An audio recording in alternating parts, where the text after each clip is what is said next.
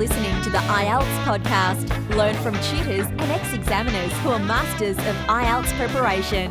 Your host, Ben Worthington. Hello IELTS students. In this tutorial we are going to be talking with Amandeep, who got 8.5 in the reading. Is that right, Amandeep? Yes. That is amazing. And the reason I know Amandeep is because he has been on our online classes and he's been participating, and one day I changed the timetable rather last minute and he was the only one who checked the schedule, and we ended up having a private class and we worked through task 2. So let me just give you an overview of what's going to happen on this call. We're going to talk to Amandeep about his 8.5 in reading. Then we're going to look at, Amandeep's going to explain the IELTS Indicator test. And we're going to look briefly at Canadian immigration, because right now, with all this corona thing going on, or the coronavirus, it's probably going to be very interesting to hear Amandeep's situation with regards to the Canadian immigration. It's quite interesting. I thought so anyway.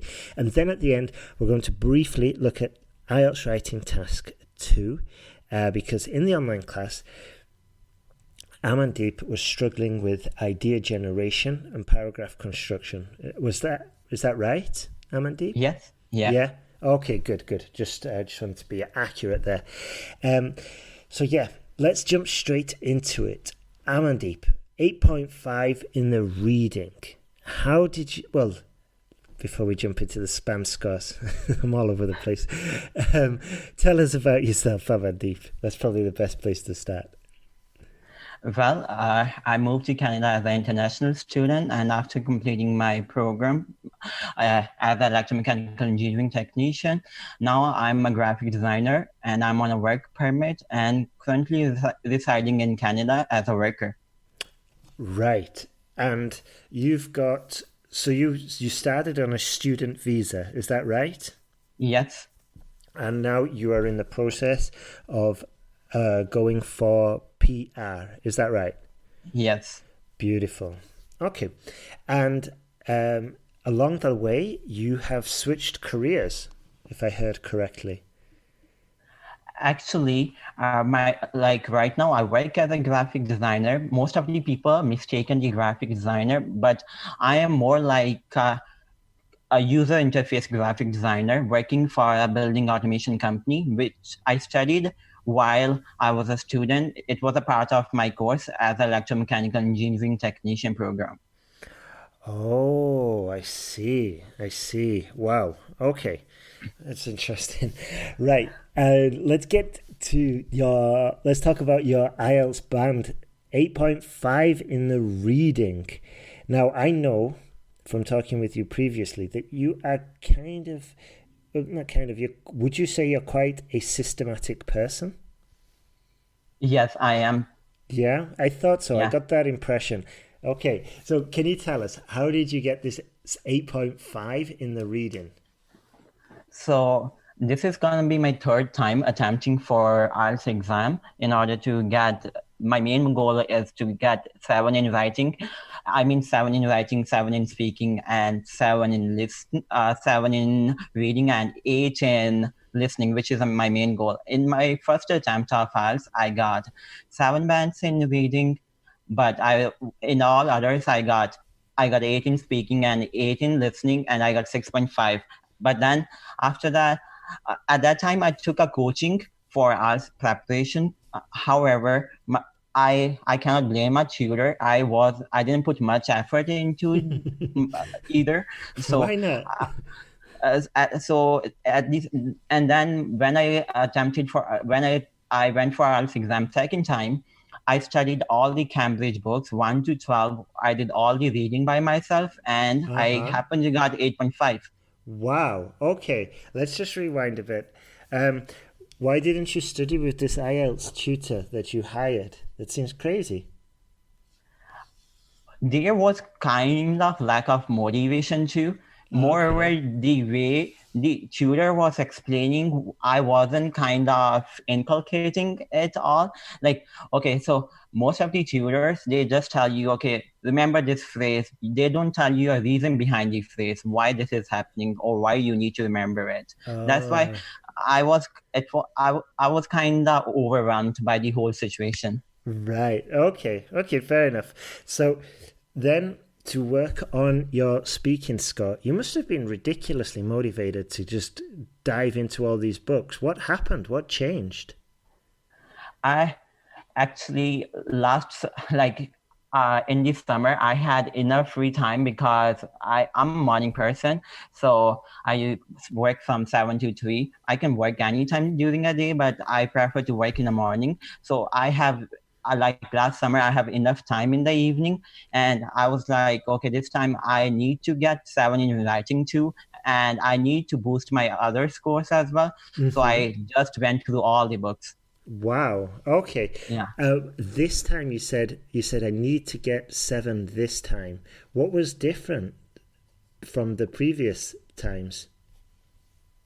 You mean 7 in my exam, which gonna be happen, or the you said over the summer you were working mornings, and then you said that I needed to get the 7 this time in this exam. Yeah, and in that situation, what had changed? What forced you to get the 7 this time?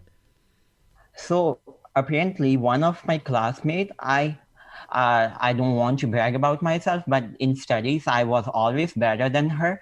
However, she got 7 in writing in her first attempt. So I was like, what's wrong with me? I know I speak better than her. I write better than her. I just need to bring all of myself together and just need to focus on it and show her that I do better than her. Oh, good for you. Is this person your friend? She is, yeah. Does she know that you... Yeah. Does she know that you compete with her so fiercely? Actually, she does know, because back home too, we were in the same high school. If she was on the first, she scored the first position in the class, I was second. If I was first, she was second. So we always had a tough competition. Okay, that's good. That sounds healthy. Yeah. So she was your inspiration, basically. Yeah. That's fantastic. Okay, and so it seems like your strategy was with the books. Just sit down. Did you have any sort of system in place? I did have a system. One day I was just one whole week I was just going through true and false, and not given. Another whole week, I'm talking about the reading right now. So another whole week I was going to paraphrasing the question, paraphrasing each paragraph, and then choosing a heading for every paragraph. Another whole week I was going to fill in the blanks in that order, and then another week for multiple choice question. Why did you do it like that? Because I find, to be honest, for me, I find it I was kind of struggling with true and false. So if I was doing one reading in a day, it happened to have true, false, and the next day when I was gonna study again, it didn't have a true, false. So sometimes I forget why it has to be false, why it's not given. So once I remember it, then I wanted to practice as much I could about the same topic. So that's why I chose that strategy. Wow, that's really intelligent, very smart. Wow. So just for the listeners, just to summarize, Amandeep has a friend who he hates losing to, and let's just clarify that. He hates losing to her, and she beat him. So Amandeep got mad, went and bought how many books? All 12. Wow, bought all 12 books and then spent a week mastering each section. So 1 week, multiple choice. Next week, paraphrasing. Next week, yes, no, yes, no, not given. and so on and so forth, until you had mastered pretty much every section. Is that right? Yeah. Genius, absolute genius. And I guess, how long did it take you to do all of that? I remember I booked exam on 23rd of the July. I started starting preparing for it just a month before it. So a month. Wow. Okay. And your previous score in reading before you did this strategy? 7. 7. Wow. That is fantastic. Good for you, Amandeep. Good for you. And then what happened with your other scores? So for my other scores also, like in speaking, I boosted my score from 7 to, I think, 8, from 7 to 8 too, because at that time I started practicing more English. Other than my native language. I tried to talk to people like while I was in a library, and well, at that time I started a new job too, where there wasn't any person who talks in my native language, so that kind of helped me too to improve my speaking. And then about listening, I practice all the listening section from the Cambridge books, but I know why I wasn't able to improve my writing score, but because I wasn't getting any feedback from anybody. It was just me practicing and wasn't getting any feedback. Very interesting. Wow. But were you getting feedback with the speaking?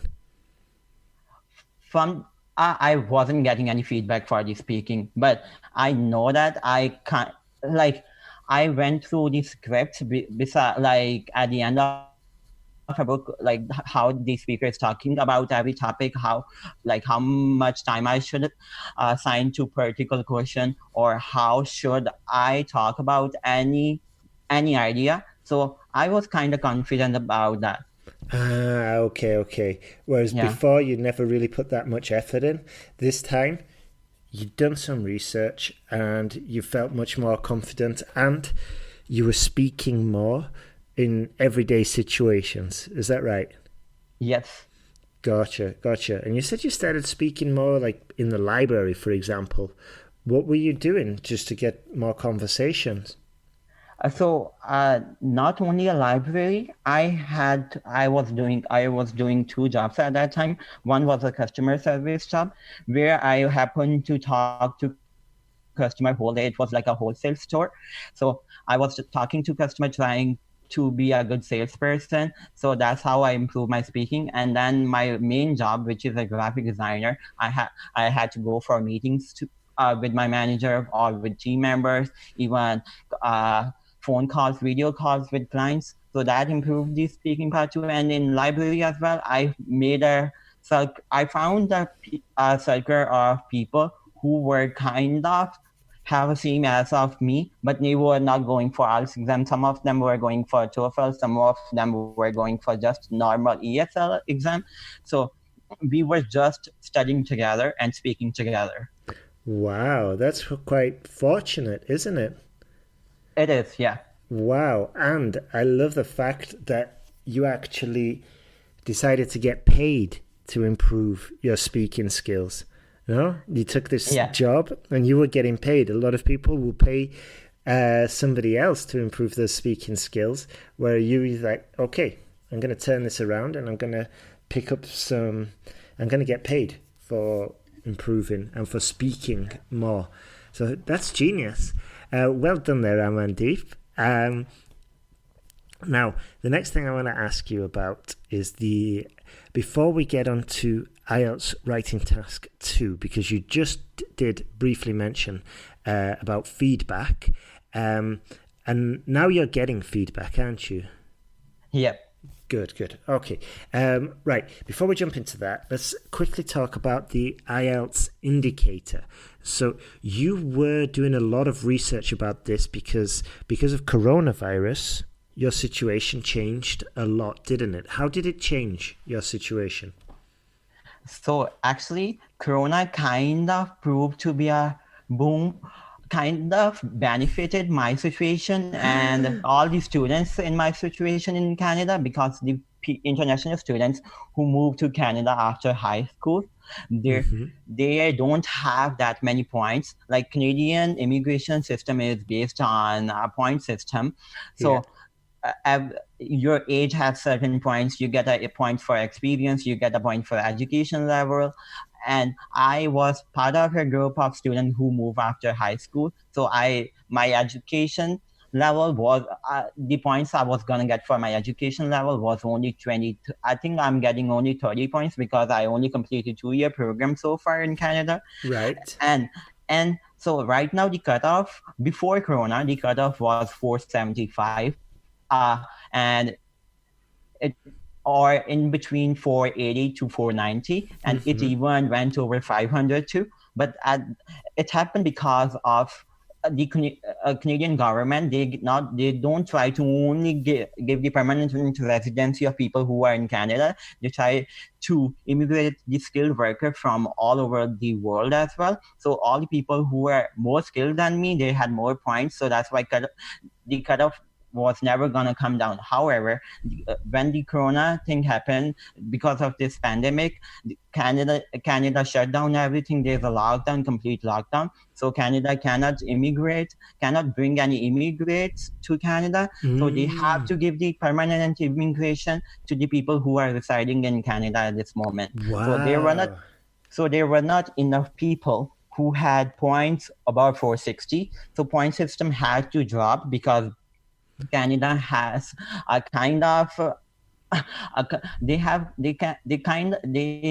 a target to hit each year. Like this year, they want to give immigration to, I think, over 100,000 people till 2022. Their main target is they need to immigrate 300,000 people into Canada. So they need to give immigration about 10,000 people every month to people in Canada. So for that, they had to drop these scores. So now the score came to 455 actually. If I had scored 7 bands in IELTS at that moment, my score would be 456. So I could have get the invitation for immigration last week.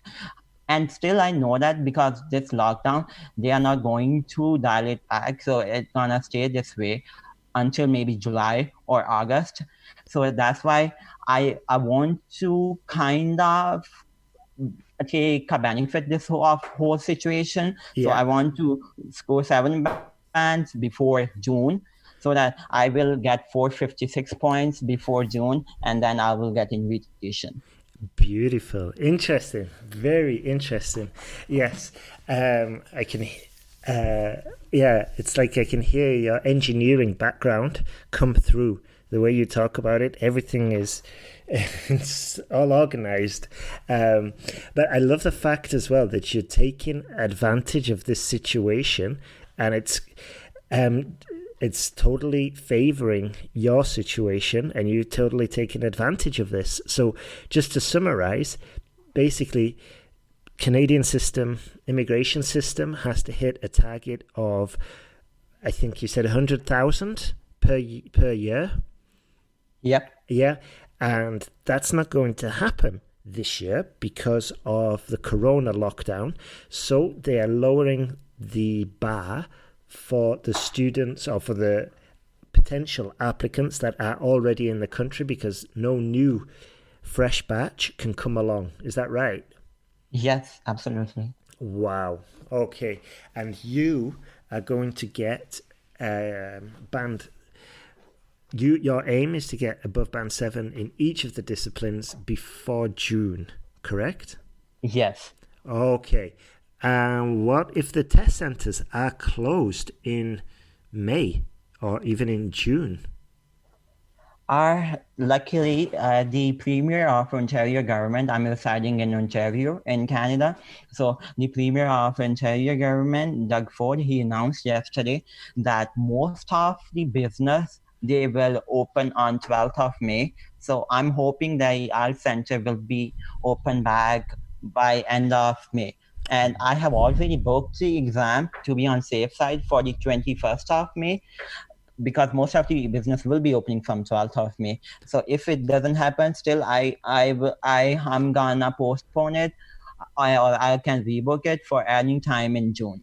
Right. Interesting. And I guess while you were at the website, this is where you learnt about the IELTS Indicator test. Is that right? Yeah. Okay.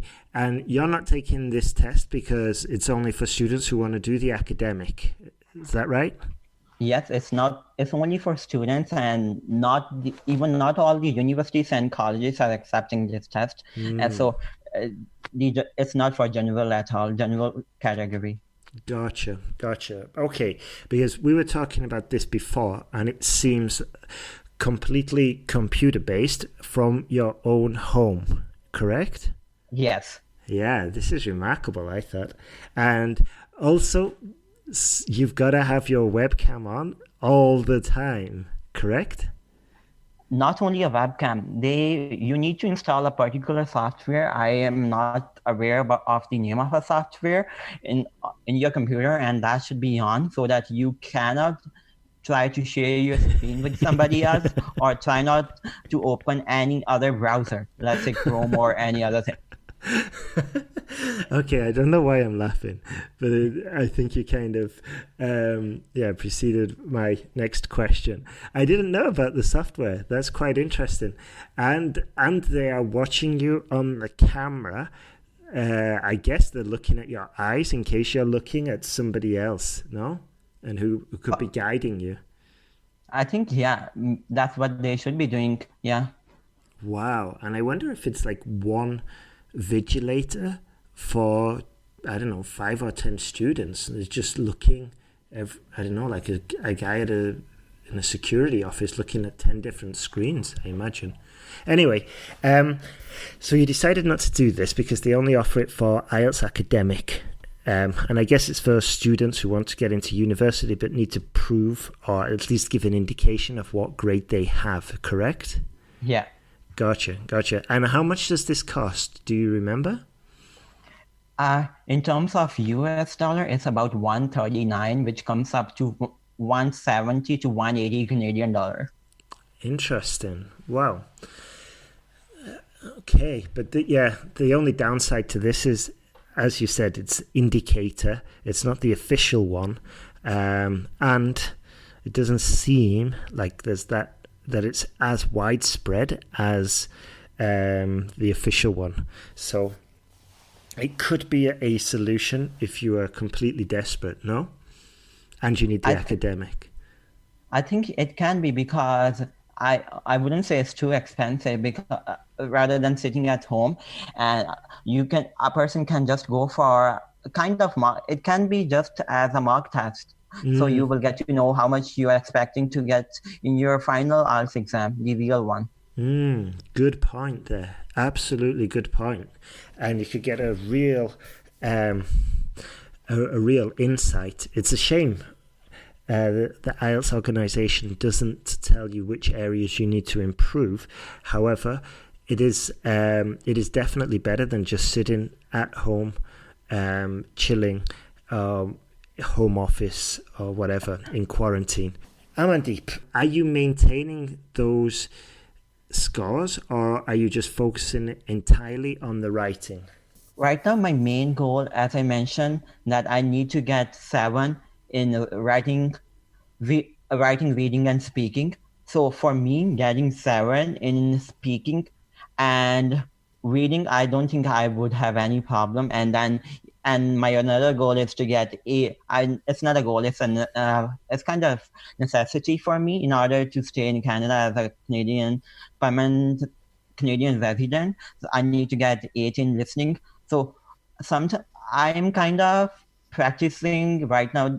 I'm kind of focusing more on listening at the moment and writing. Okay. All right. Yeah. Listening and writing. Gotcha. And with the listening, are you taking the same approach as you did with the reading? Just like isolating certain sections and focusing entirely on those? At this moment, I'm just going through the questions which are related to multiple choice questions and filling the blanks of a map, like the map guide question. Those are the 2 questions where I find myself kind of hesitant and reluctant. they are not prepared for the question. Okay, interesting. And with your writing, how are you working on improving your writing score? So for my writing score, like I'm obviously following your course pattern, the sentence guide pattern, and right now I just finished writing the writing task 2 essay number 2, and I got the feedback as well. So I'm very confident how I can improve it. Other than that, I in my free time, I try to send 1 to 2 essay every week for feedback, but on my own, I try to write 2 essays every day as well, and 1 writing task 1. Wow, that's interesting. Wow, because I remember when we were on the online class, on the online call, it was just you and me. We were focusing on idea development. Is that right? Yeah. And this is the area, because it was just Amandeep and myself, I asked him directly, like, hey, what are you struggling with? And I think you said it was sort of like ideas or getting ideas that fit. Is that right? Yes. Yeah. And Amandeep's issue was coming up with ideas that kind of corresponded to the question, but maintained the logic and maintained the connection to the question throughout the paragraph. And that just basically means idea development. And in that call, we were working with Amandeep's ideas, and together we were saying, okay, this is good, this is bad. And we were developing ideas for the essay. And now in the online classes, we've been doing this quite often. Basically, we just break down the question, task 2 question, don't we? Yes. And we won't go into the whole the exact steps now, but it's basically a question of, I used to do this all the time in the classes, but now I'm just like, okay, gang, okay, students, what is this step? What are we doing next? What are we doing next? And this way, we've been dividing the students up into groups as well, and we'll give them a paragraph each to think of ideas, then to develop, and then to put into the C2 template, and so on and so forth. So what would you say you're struggling with at the moment with regards to your essays, Amandeep? Right now, I think I am kind of getting hands-on generating the idea, not only the generating the idea, but how to maintain throughout the whole paragraph, by not getting distracted or moving to another idea in the same paragraph. But at this moment, I'm kind of focusing more of introduction as well, because I know if you know how to write a proper introduction, the whole essay goes well. And if you don't know how to write that proper introduction, you kind of lose the confidence that your essay gonna be bad too. Okay, interesting. And just a little bit of a test here. Are you going to write your introduction? Is that going to be the first thing you write when you start your task 2 answer?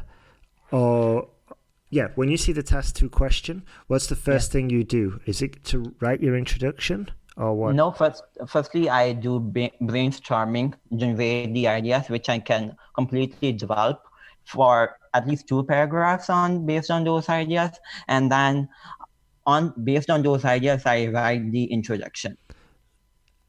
Beautiful. And then what do you do next?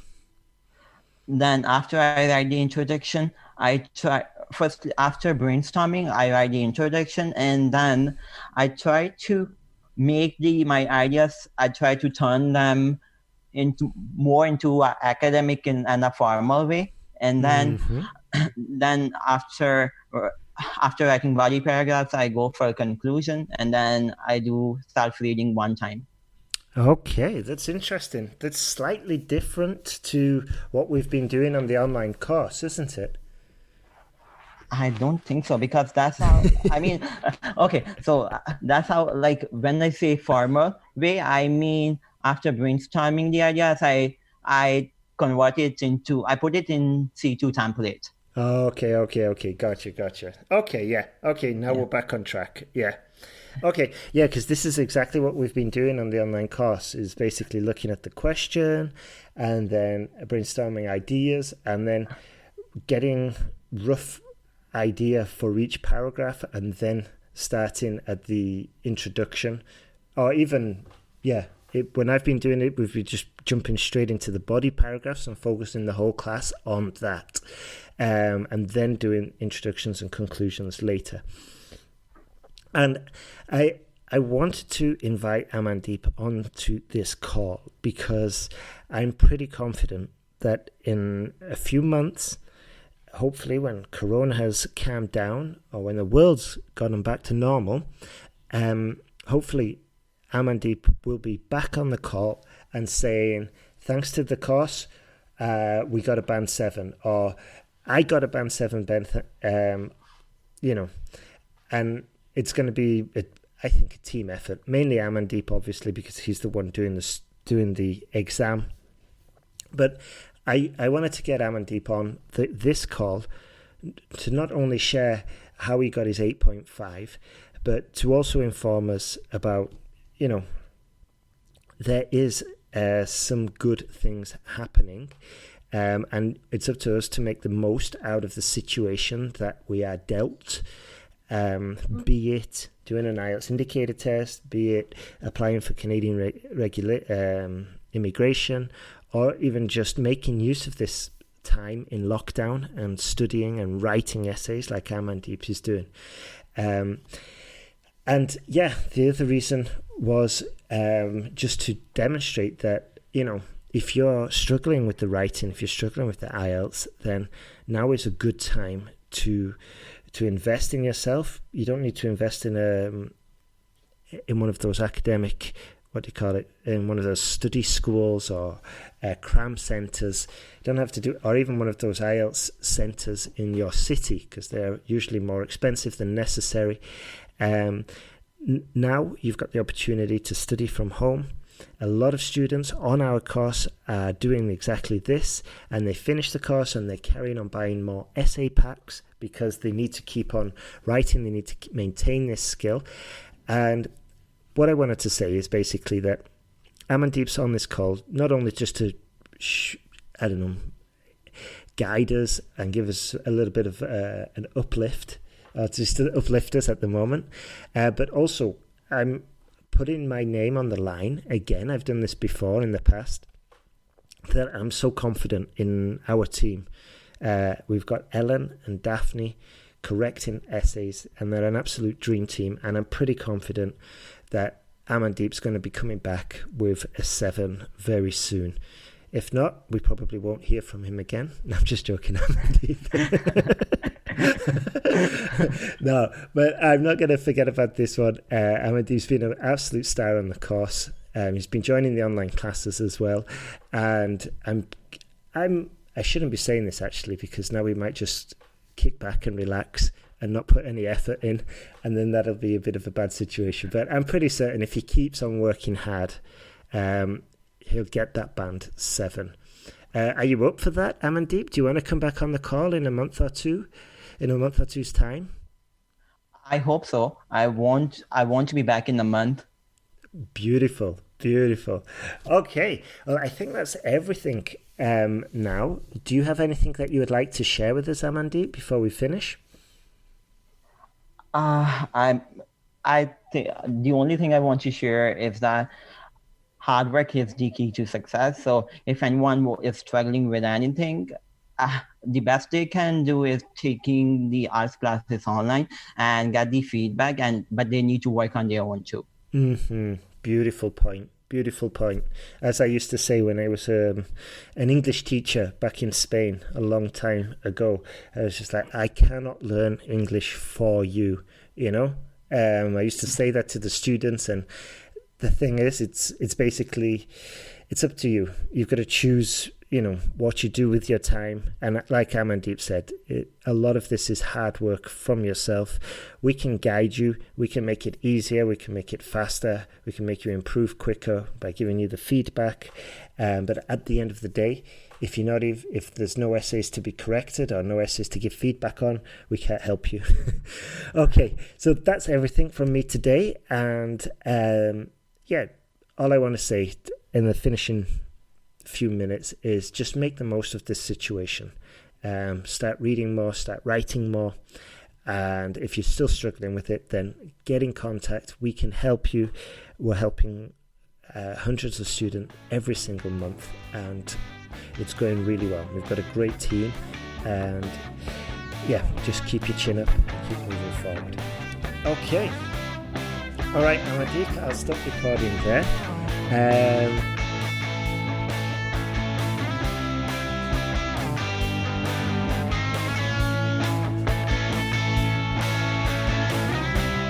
Thanks for listening to IELTSPodcast.com.